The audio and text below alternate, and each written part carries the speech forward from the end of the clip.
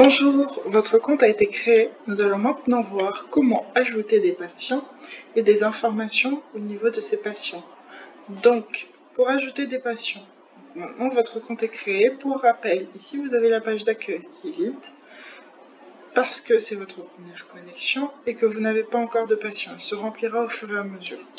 Nous avons ensuite votre page pour votre compte dans lequel vous avez les informations que vous avez renseignées en vous inscrivant, donc votre prénom, votre nom et votre date de naissance, votre email, le sexe, le téléphone, la profession, spécialité, votre numéro de matricule, votre adresse avec le pays de résidence, votre adresse et la ville.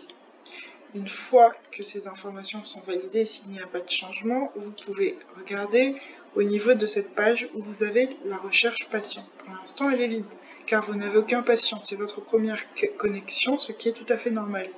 Pour ajouter un patient, il suffit de cliquer sur le bouton « Ajouter un patient ». Vous arrivez au niveau de ce formulaire d'ajout du patient où vous pouvez récupérer les informations civiles et de localisation, donc l'adresse de vos patients, et de contact, email et téléphone. Vous pouvez également ajouter une photo de votre patient si vous en avez une. Nous vous recommandons vivement de l'ajouter, ça vous permettra de retrouver plus facilement les patients dans la recherche patient une fois que vous l'aurez ajouté. Donc par exemple ici, vous sélectionnez votre patient, une photo, son prénom c'est Aminata, le nom ça peut être Han.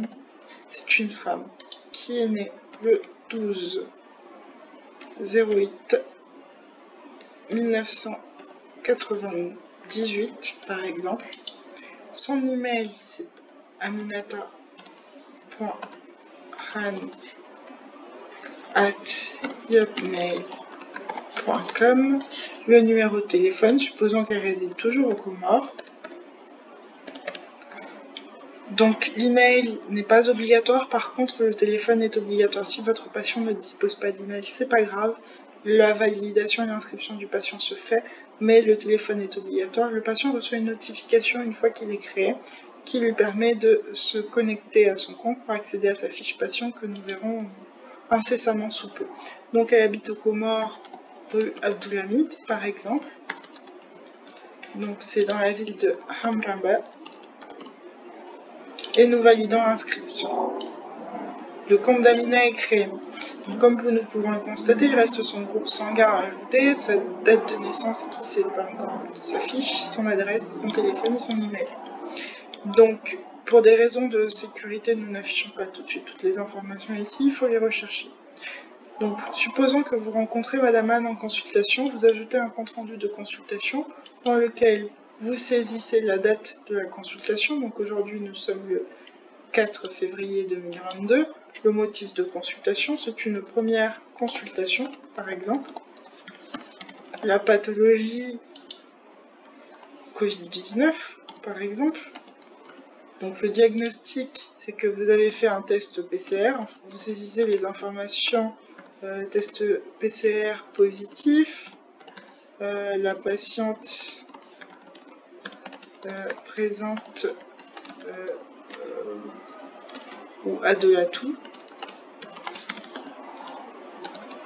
rhume, fièvre, rhume, fièvre et courbature.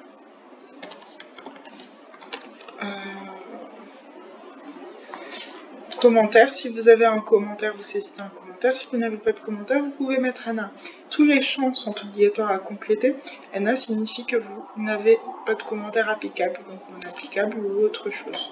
Donc vous ajoutez la consultation et vous pouvez la consulter la prochaine fois où vous arrivez. Donc vous voyez, première consultation, c'est le motif de consultation, la date, la pathologie, c'est le Covid-19.